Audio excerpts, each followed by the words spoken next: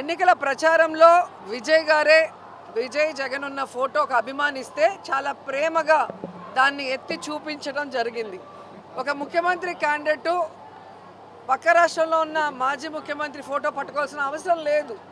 అయినా పట్టుకున్నారంటే అర్థం ఏంటి?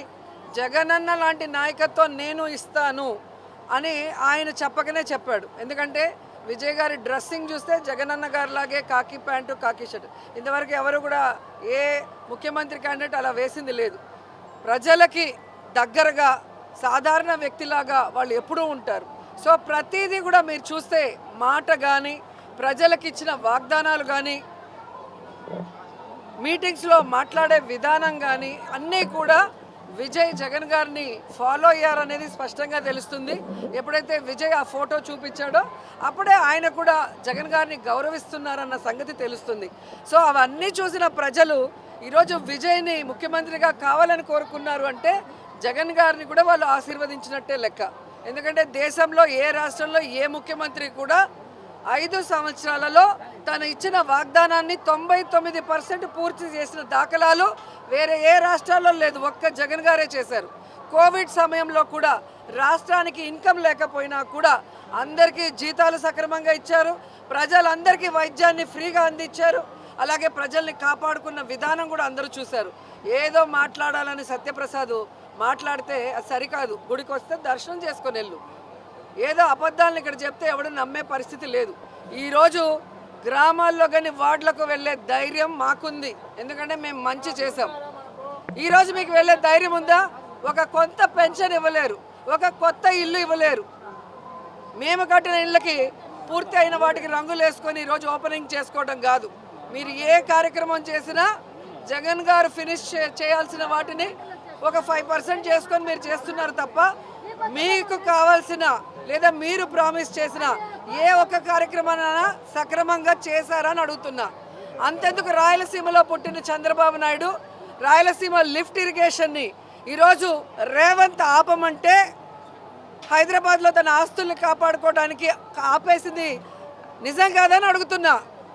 ఈరోజు రైతులకి సాగునీరు తాగునీరు లేకుండా రైతులు అల్లాడిపోతుంటే పట్టించుకోకుండా నువ్వు నీ ఆస్తులు బాగుంటే చాలు అనుకొని ఈరోజు రాయలసీమ లిఫ్ట్ ఇరిగేషన్ని ఆపేసిన నువ్వు నీ పార్టీ వాళ్ళు జగన్ గారిని మాట్లాడుతుంటే సిగ్గుచేటని కూడా ఈ సందర్భంగా తెలియజేసుకుంటున్నా.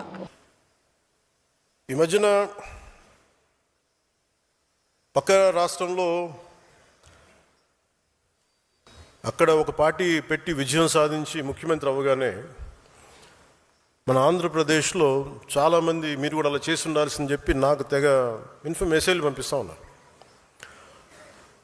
ఊళ్ళో పెళ్ళికి ఏదో హడావుడి ఉంటారు కదా,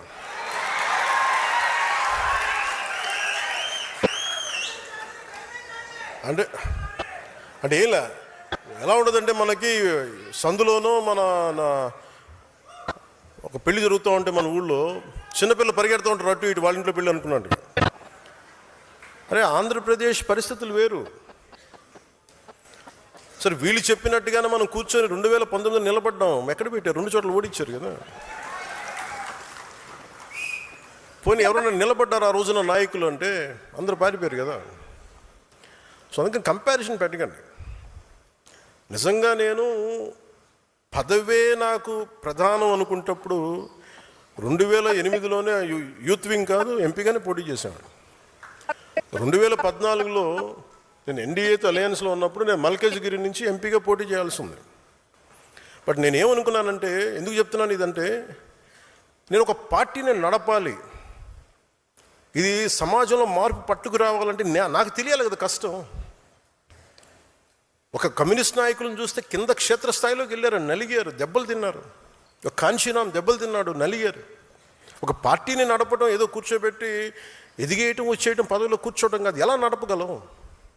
ఒక సమూహాన్ని నీతో పాటు నడిపించాలని నీకు ఎంత సత్తా ఉండాలి, ఎంత అవగాహన ఉండాలి నీకు. నువ్వు ఆ భావజాలను కట్టుబడి ఉంటావా లేదా అనేది మనకు తెలియాలి. అందుకని ఇవన్నీ నిర్ణయించుకొని ఒక దశాబ్దం నేను నలుగుతానని నిర్ణయించుకున్నాను. అది 2007 నుంచి మొదలుపెట్టిన ప్రయాణం 2014-18 దాకా అలా నడుస్తూనే ఉన్నాను.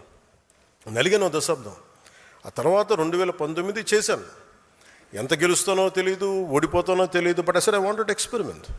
చూద్దాం ఏం జరుగుద్దు. దెబ్బ తినకుండా ఏది రాదు. అదే 2024కి దాని గురించి మళ్ళీ వివరిస్తాను మీకు. అంటే ఇవన్నీ నేను ఒక పార్టీని నడపడానికి ఎంత బలం ఉండాలి, ఎంత భావజాలం ఉండాలి, ఎన్ని కఠినమైన పరిస్థితులు ఎదుర్కొంటే తప్ప నేను నడపలేని పార్టీని. ఈ రోజున అందరూ నన్ను వదిలేసిన నేను పార్టీని చాలా ధైర్యంగా ముందుకు తీసుకెళ్ళగలను. ఆ ధైర్యం నాకు ఈ సుదీర్ఘ పుష్కర కాలం నాకు ప్రయాణం నాకు ఇచ్చింది. నాకు